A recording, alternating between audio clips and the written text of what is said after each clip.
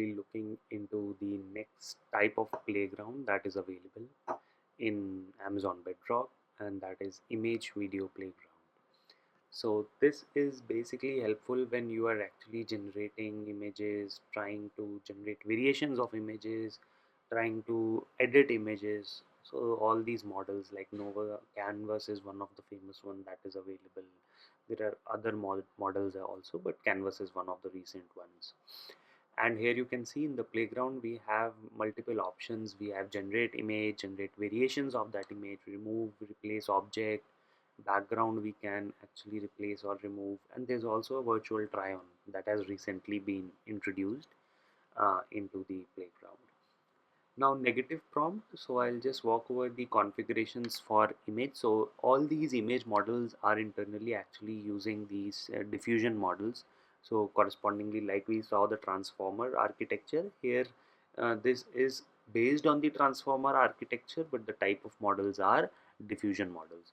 So they are uh, actually models that are trained to produce images from prompts, and the whole architecture and everything, we can review, and that'll be helpful, but here we'll just walk over the configurations as of now. And all the configurations that we have here, the negative prompt is the first one that we see. So negative prompt actually tells the diffusion model that okay, I don't want the image to be blurry, I don't want to be at low resolution. So these are some standard negative prompts that we are actually using.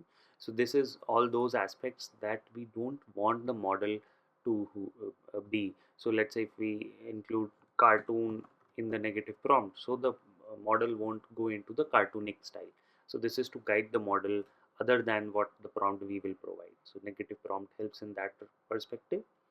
Then here is the aspect ratio. You can actually change the ratio in which you want the resolution of the image, the number of variations of the image that you want to produce, then the color palette and the conditioning image. So these, either one of these you can use. So what happens is that if you use the color palette, so if I use, let's say here I'm choosing orange, so the model will try to produce the final result with elements of this color in the output.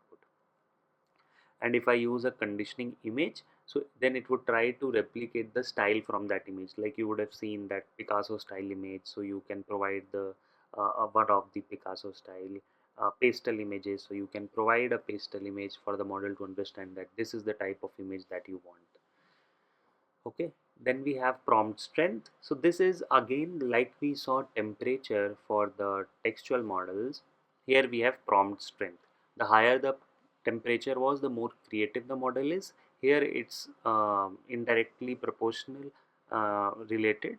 So what happens, the lower the prompt strength, the more creative the model becomes, and the more examples that it has already seen, it would actually go into that. So it won't follow your prompt that much if you decrease the prompt strength, as the name suggests. If you increase the prompt strength to the maximum, it would follow your kind of prompt what you are telling. But in that essentially what would happen, that it won't give you very good images, because it would try very hard to follow the prompt, and in that the images become a bit flaky and you won't get that good an example. So the sweet spot is usually around 6, 7, 8 maximum, and we'll see that as well. So let's say I write a prompt, I want to see a futuristic coffee machine. It's painted in brown. Okay, and there is neon colored liquid inside it. It has a glass container. There are, let's say, swirls of, you can say, steam around it, and use the setting of a cafe with rain outside. Okay, so this is the prompt that I have given with all these parameters. Currently I'm not giving any color palette or conditioning image, so I want just the model to kind of give the general thing.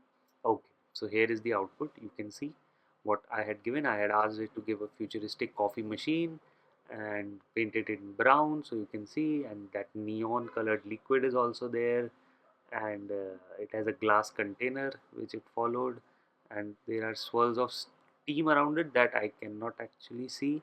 So we can increase the prompt strength, or we can say it in a better way. We can repeat that, say it's important, like that. But yeah, that's, you can see what it did. Now let's try to increase the prompt strength, and now let's try to kind of get the image generated from the diffusion model. So now what would happen, it would try its best to follow the instructions or the prompt that I have given. So but in that scenario, what happens, you see some swirls and all it produced, it tried to produce, and not a very big variation of the image, but yeah, the pixelation and all those things, you see it has kind of come up. So it's pretty smooth here, but the rain is also looking a bit unrealistic. So what happens, it tries very hard and it also goes into the realms of being unrealistic. But if your prompt strength is not that high, it would maintain that creativity to actually in terms of creativity, what it's actually doing is it's trying to relate to what examples it has already seen in the training data set, so in of the real world images. So that is what is it's trying to do, and then it maintains the sense of the real world. So here you can see I changed it. So now here the steam and everything is also coming, glass is there, glass liquid, but inside a glass liquid you see that there is another something. Okay, this looks too futuristic, and it's looking good, but you see the rain effect is now actually very realistic, that actually the rain is there happening. So from that perspective, it is trying to mimic the uh, uh, training images that it has seen, which might be more real world like. So this is how the diffusion models work, and you can actually make the images as per the prompt that you want, and you can play around with the basically prompt strength. Seed is basically very simple. If you want to if I provide the same prompt again with this seed, it would produce exactly this image. But if I change the seed, let's say, to something, so seed just is the pseudo randomness of the diffusion model. So with this seed and this prompt, I would always get the same result, with other parameters obviously remaining the same. So here you can see I have got this image now. Now if anyone wants to reproduce the results that I am producing, I'll provide the configuration including the seed and my prompt, and they would see the exact same result. But if I change the seed and provide them, even the same prompt, same configuration, the randomness would change and they would see another image. So that's where the seed plays a very important role. Okay, I think this looks good.